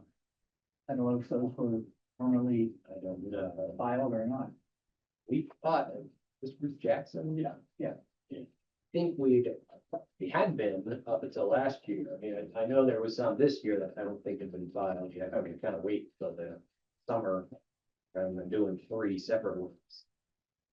Building cease, NOVs for grass cutting until it's sorted out. So that's actually needed cutting right now. I've already got a couple of complaints. But continue ceasing the grass cutting, then since this is possibly being sold, or Ceasing grass it's cutting. like or ceasing $1,300 a cutting that a month. For the Yeah, it's expensive. It is gonna, I'm sure it's gonna take a few months for this to go through the process. Yeah, I mean, they're gonna go to sheriff's sale abbreviated, even though there's no objection, nobody's paying taxes. In an instantaneous. So it's 1,300. $400. Yeah, quarter because acre it's so across. high, they gotta bring out the big equipment, Yeah. and it's not just a guy with a lawnmower, so. Meat whacker. Okay. Do a thousand. Yeah. Let's not deal with that issue right Oh, now. God, Charlie would be happy to do that. Question for Tim, as far as the question of whether or not we want to proceed with this, I mean, it meets all of our requirements, so I think we're in position to pass a resolution in 2 weeks and sign off on the paperwork and get the ball rolling. I don't see any downsides for us. I did complete the form that was provided. Kim hasn't signed it as of yet. I do have a copy of the condemnation. He was ready to go whenever he does sign. So we have that. I believe Mr. Cordes was going to remodel this for his daughter, what he said when he first approached us. I can't imagine he's gonna get it done for $100,000, but. It's hard to believe. I'm not sure he's been inside the house. Didn't look like in the pictures. He wasn't allowed to enter, that's for sure.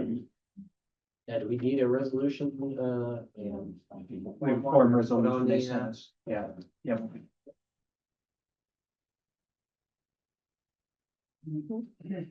Okay.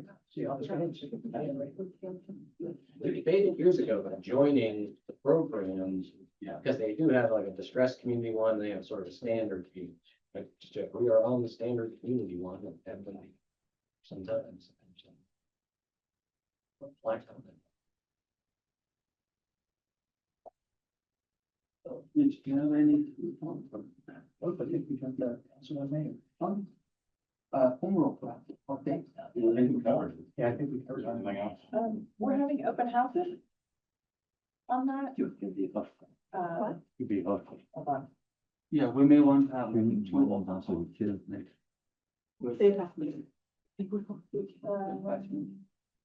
Second. Good idea.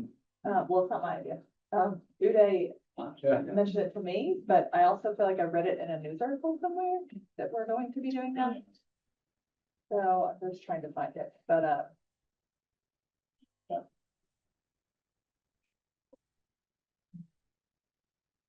Well, sorry, but And we have, like I said, I just want. per Uday's request, we have put home rule on the front page of our website now with the direct link. Do you also have like a FAQ? FAQ on. We've got a few things on there. We've got Laura's write-up, we've got the slide presentation that Uday just gave. So yeah, we've got everything that's been provided to us so far was on that page. I try to make like a one pager graphic, with some graphics that so we can maybe hang up, you know, a couple places. for the community. Okay, perfect. Just to kind of give a little more information, because like I said, I don't feel like we're reaching a lot of people. No, it's usually the same. Yeah. Okay, well, if we are having an open houses. Where's some, we need to figure it out. And I guess we could do that after the vote. Yeah. Yeah. Good. Yeah, All right, maybe, Yeah, it'd be hard to do it, probably be hard to do them. yeah, that's true. Let's do it, if they have in mind. Yeah. Okay, back. petition signing parties. It'd be pretty soon after. But with Oh, yeah. August 4th is the circulation. That's true. We always keep Wednesdays reserved and open, so if you do want to like schedule something that you guys have a chance to do it on Wednesdays. It's 23rd of August or 30th of August. July, you mean? I mean, July, I'm sorry, July. Yeah, it's August 4th is Yeah. There's 2 weeks. Maybe we can email about that, get that figured out between now and. That's a good idea. And what is the, you would like to attend the both, and then the open house, and we have another council member, like, join him.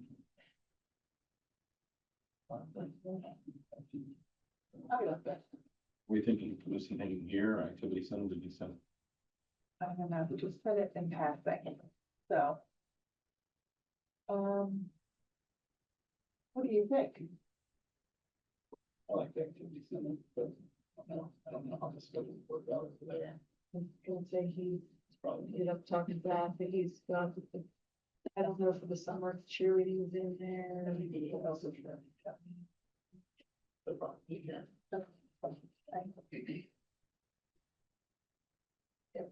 You keep Wednesdays, usually it's like in case, you have to schedule.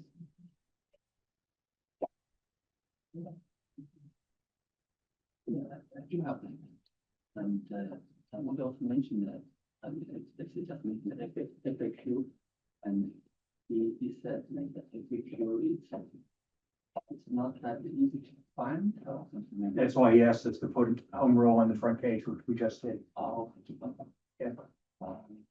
That's not, and so because it's like our if residents may have we need a lot of content, but we need to have one with the information that we want to go back to. So, yeah. Yes, I took the liberty of calling or texting Mayor Lombardo, Pittston. His phone number, and we can talk to him right now. Tom? Are you down there? Yeah. Yeah, 570 716 2254. We're just looking for one question. No, we're beyond that, so we can.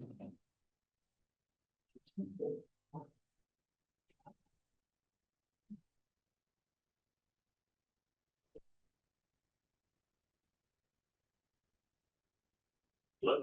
Hey, Michael, Mayor Lombardo, this is Mayor O'Keefe. Dennis, how are you? Good, how about you? How's everything there? How's it going? Well, we're good. We're proceeding on with a lot of the home rule activities. Right now, we're at the stage of we're getting something out to say yes or no, whether we want it or not on the ballot. But here tonight, we've some of the council members have come up with some questions, and I thought we would go ahead and get those out. And Tom, you were one of the ones. Yeah. Hi, Mayor. This is Tom Schwartzmeyer. I'm one of the council people here and Tom, how are you here? good to talk to you again. I'll meet you too. Hey, the one question that I've been asked by several constituents is what approximately what kind of legal expenses might we incur throughout the process? Assuming that we're looking to get this put onto the ballot for the general election this fall. Of course, then we would start the process. If, assuming it's voted in, we would begin the process. But we're gonna actually may have a motion in our meeting in 2 weeks to, with council to decide whether or not to place it, to put it on the fall ballot. And I think, but anyway, we've been criticized by not having a good enough estimate, or we've been asked to get a better estimate. So the legal question really is, I mean, that would be really related more to what it costs you to, if your solicitor does your ordinances for you, that would be the legal cost, because really the other cost would be if you bring a consultant in. Yeah, and we're not planning to do that, Mayor, so that probably would shift some of that work to our solicitor. So you just, I mean, one of the things that I would really recommend though is, even if you don't, have you guys talked to the Pennsylvania Economy League, PEL? Yes. Okay, and if they've been helpful? Well, they put together a proposal and it was pretty substantial. Okay. Yeah, well, tell us what that River Beach, what that was, tell us a month it was. It's over $100,000. Yeah. Are you serious? Wow. Yeah. Wow, that seems really extreme to me. That's what I thought too. Yeah, so wow, that's wow. I don't think inflation's been that bad. It just for political sake, I'm a D, but I'm a centrist, so that was not a political statement in any way, shape, or form. I like both parties. Yeah. So, yeah, that seems very high. You know, the other thing is that maybe you could find, here's the key that I would tell you, is you definitely have to have somebody that is going to steward this thing. It's a lot of work. And if you guys are okay with this, let me suggest this to you.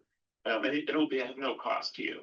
My administrator, and right now my city administrator, you will appreciate this. There's a guy named Joe Jock, actually worked for a company called NEPA Alliance. And they do a lot of grants and they do some things up here. But he was also a borough councilman, the president of council in 44. And I got to know him in that capacity, not the capacity at NEPA Alliance. So I was talking back and forth to him, and I was telling him that, you know, we were trying to get this thing off the ground. This was back in 2011. And Joe, we wound up bringing NEPA Alliance in, and what we did with them is we hired them just to give us, they gave us guidance, and they were sort of the gatekeeper of schedule, but they didn't do all the work. I don't want to say our number was like maybe 15 grand, which was a lot. You know, that was a lot for us back then. Sure. You know, but I'll tell you something. When it comes to money, I'm always very conservative. My father taught me at a young age. I once said to him, "Hey, can I get these things? It's only $10." And he said, "Well, do you have $10?" And I said, "No." And he said, "Well, then it's not only $10. You got to do something to get the $10." And I've always remembered that. So I never say it's only, because you got to do something to get whatever it is. So what I was going to say to you is, Joe is away until Sunday. Is there a chance if you guys could decide who it is you want to speak to? And if I could get on a call with you and Joe, I think he would give you some really good advice in terms of some of the pitfalls and just some things to do. And we certainly would be willing, we would certainly be willing to help you in any way, shape, or form we can. In fact, we just helped Mayor Srirachi in Lancaster. They just did it, and they actually did it in a very quick window of about a year. They did everything, and they passed it. And it's been tremendous already for them. They did a little bump in their EIT, and they were able to stabilize property taxes. You know, and they've got seniors there. It's one of the issues that I have here is that, you know, it just works better. So that's my answer to the question. I think Joe would give you a better answer of that than I can. Okay. But $100 grand's a lot of money. That seems crazy to me. Yeah, I think that would work. Our next meeting, our voting meeting, where we're gonna vote on putting the resolution, we're gonna vote on the resolution, which would lead to it being a ballot question in the fall. That's 2 weeks from today, so we're not doing that vote till the 16th. And what we're really looking for is not to pin on who's gonna do it or how it's gonna be done exactly. We were just looking for an order of magnitude cost at this point, because we want to be certain that if we go through all these steps, and I'm making this up, we're not gonna spend $500,000 to figure out a way to bring in an extra 100,000 of revenue per year, by being home rule. Yeah, no, and I think that's logical. And look, this is what I would say is, even if you decide to getting the question on the ballot, basically is you're not forced to still do home rule. All you're asking is, right, do you think it's worth studying this? At the end of the study commission, you could decide you don't want to do it. Right. So that's the first thing I would tell the public. You're not really committing to anything at this point. Your cost in November is whatever it's going to cost you to publish the notifications, and whatever your solicitor charges you to write up the legal. Because you have to get the question from your county voter services. There's a format. You can't do whatever you want. Like, Right, we've actually already taken some of those steps in our meeting last month. We did a PowerPoint presentation where we showed the fact that it could stop after the first phase of the study might be, the result might be doing nothing. But what we're trying to do is come up with the worst case scenario. If we decide, if they look like they're gonna move forward and rewrite, a whole new form of government for the borough. We wanted to see if we're in a $50,000 fee or $100,000 fee, or just what it's most likely to cost. Yeah, and let me think about one or two other people out there, that maybe could just give you a little bit of structure and like, I mean, one of the questions I think you should think about, not telling me what to do, because I don't like to do that, but just from experience, I'm suggesting this to you, is that, is there a number that you're comfortable with? You should think about that in your head, but, what is the number that, you think would be a reasonable number? And I would weigh that against, you don't need to do a full-blown study to see Joe could almost tell you that, Chuck. What he could say to you, look, if you go home rule and you do X, this is the amount of revenue you're gonna generate per year. And this is, some of the things you can do. And I don't remember if I told you guys this, but, one of the things that we did right after we did home rule is we did a homestead exemption on our property tax. So, and interestingly, what we do is, do you know how that works? Yes. I don't remember if I explained that to you. So we give an exemption of 16,500. So if your house is appraised at 100,000, I'm just using that as an example because it makes it easier to understand. Then you get assessed at 83,500, not 100,000. And the reason it's not done that way is you can't do a percentage, because if you have a $500,000 house and you get 10%, and you have a $100,000 house and you get 10%, obviously the person getting the 10% on the $100,000 house is getting screwed. It's not equal and it's not fair, and it can't be skewed and unequal. So the exemption works that way. As a matter of fact, I just got through the municipal league last year. I got 2 senators, actually got 4 now, to sponsor a bill that actually would amend the homestead exemption, and it would allow you to do something further, or actually just only if you you didn't want to do a full-blown homestead exemption for everybody that owns the house, you could do it. I want to do an age-driven one, so that you could say if you're 65 years or older, I think actually 62 is as low as you can go, because there's some part in the federal law that defines a senior citizen as 62 or older. I don't like to think that, because that's a year away from me. I still think I'm 30, except I just stood up and my knee hurt.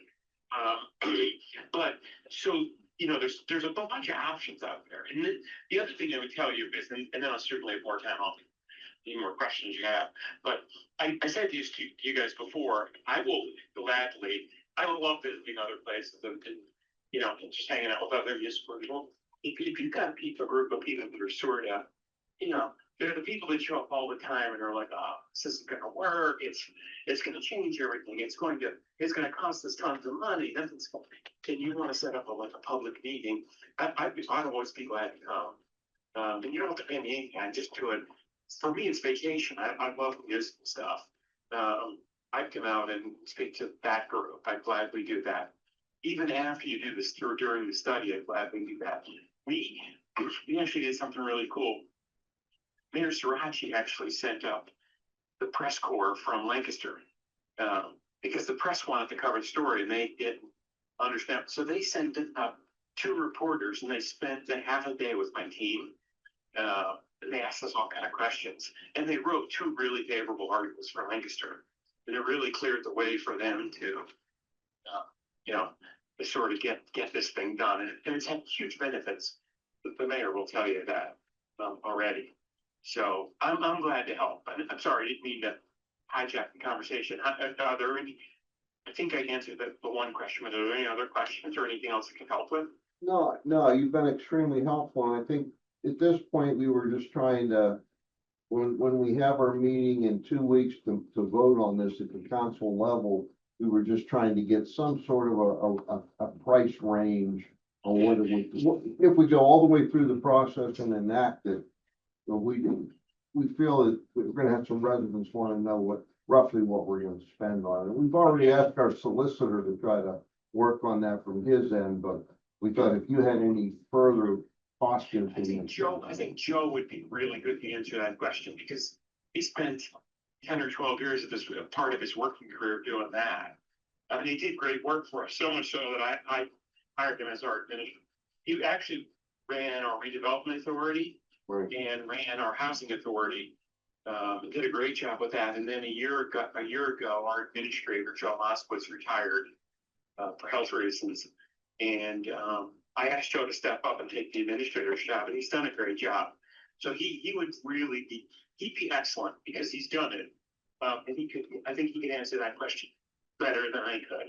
Well, what I want to suggest, because we have to move on to another topic, is if you could get in touch with him and perhaps put him in touch with Mayor O'Keefe here, and then it's just sitting here listening to the conversation. So he knows the type of information we need at this point. But assuming we vote on it in 2 weeks and it becomes a ballot question, we certainly love your invitation to come here and assist us if we need that in the future. Yeah, I'd be glad to do that. I'd be glad to help you guys in any way I can. And I'll speak to Joe. He's in Florida until Saturday night. That's fine. I will call him Sunday, and Monday I will have Joe get back to the mayor. That's great. We really do appreciate it. Yeah, no, glad to help. I hope everything else is going. I hope you guys have a great 4th and it's safe. And Hey, thanks, Michael. talking to you some more. You as well. Thank you again. Thank you, Michael. All right. Thanks, everyone. Have a good meeting. See you, Mayor. Bye-bye. Okay, you too, Mayor. Bye-bye. Yep, bye-bye. This guy used to talk with, he's a great guy, seriously. It's way up in the Poconos area, way up in diagonal. I've heard. Yeah, way up that northeast corner, like northeast corner. I think that's off why I just was reading the article while he was talking. When did that get published? Last week, yeah, it's in the last one. I mean, I was away, I didn't even see it. Oh, June 30th. Councilman. Doesn't matter, understand the way to Mayor. Mayor. Start with you. Anything else? Anything? That was it. No, I think I'm good. I had one thing, I had some people approach me about solicitors and, people going around knocking on doors. It was a big topic on Facebook last few weeks. Yeah. Yeah. We've Yeah, I- got 8 permits currently out there. I think 4 of them with the pest control company. There's a word. A lot of pest control. In our packet, there's a list of 8 Yes. or 9, and I assume that's the only 8 or 9 that are. That have permit. What we tell everybody, is ask for their permit. Make them show it to you. If they can't produce their permit, call us, call the police, they'll go out and, check on them. We've had, sometimes we get complaints that they won't take no for an answer, they won't leave, or, they've come back to my house 4 or 5 times. What I was wondering, that list that we saw in our packet, is that list available on the website, or I couldn't? I know there's a whole section on solicitation. Right, It's well covered, about what to do, contact on it, you can get door stickers. It's very well laid out on the website, but I didn't know if it's something, I didn't think we showed that list, and I wonder if we should. Yeah. So if somebody knocked it's on just a your. matter of keeping it updated Yeah, with everything else. so may not be worth doing. It's only like 8 or 9. I've helping to answer the phones. I've taken several calls. People are like, well, I'm not sure if they had a permit. Well, did you ask to see it? Well, no, so a lot of people don't know. Well, I had a guy, he said, listen, I got on my phone and I'm showing him it's on the website, here's our process. Oh, I didn't know And we that. can't restrict the hours. And I've explained that to people. People are upset when they're coming at 8:30 at night or on Sundays or. You can have a weekend. It's pretty well spelled out. I just wanted to know, a couple of people were beating my ear on it. So like this one, and so I started looking on, and I thought it was pretty well covered. With the exception, it doesn't list who the current president are. Should mention Donna. It may not be worth doing that. I mean, I just thought it was out there, but I have nothing else besides that. I just wanted to talk about justice proposal, but I'm not down for the executive session. Not really, it's not an appointment or personnel. Okay, that's what I figured. How much does this, who signed this, how much does this lock us into?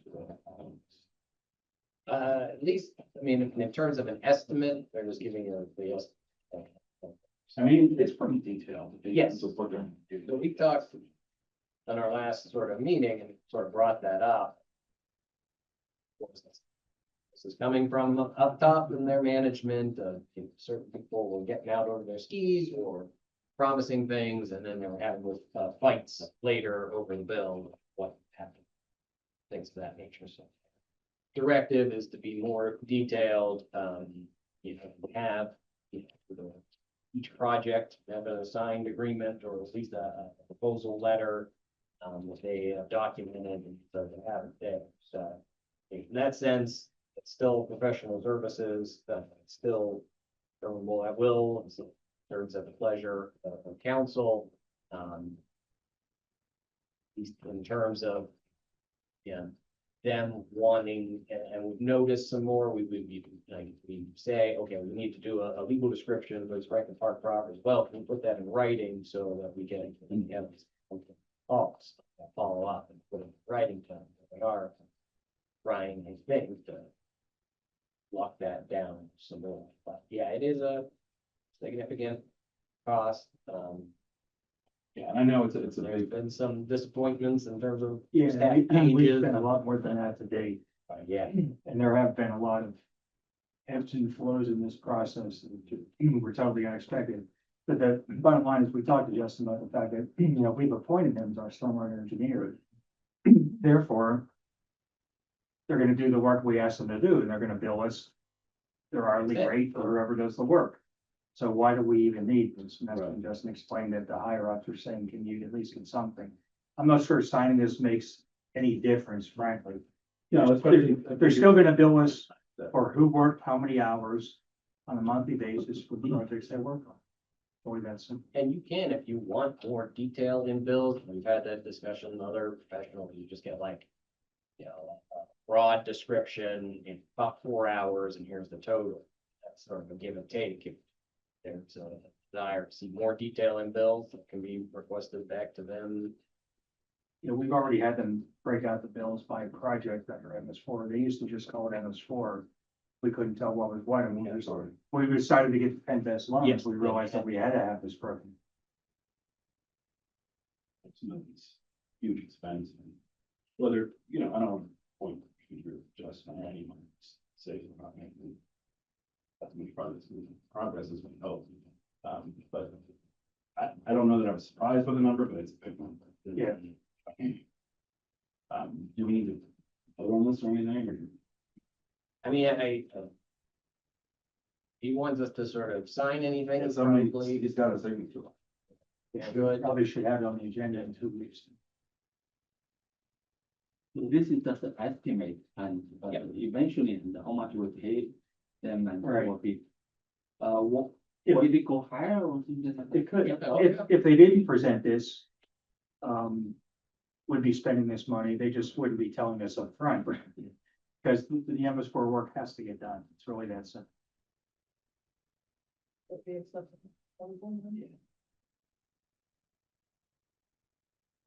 Yeah, they're, they're not gonna bill us a lump sum, $150,000, they're billing us the actual hours they spend working on the project. This is just giving us an estimate of what they think it will cost over the next year and a half. Because it will take us through the end of next year to get all the projects done, and they will be overseeing the project.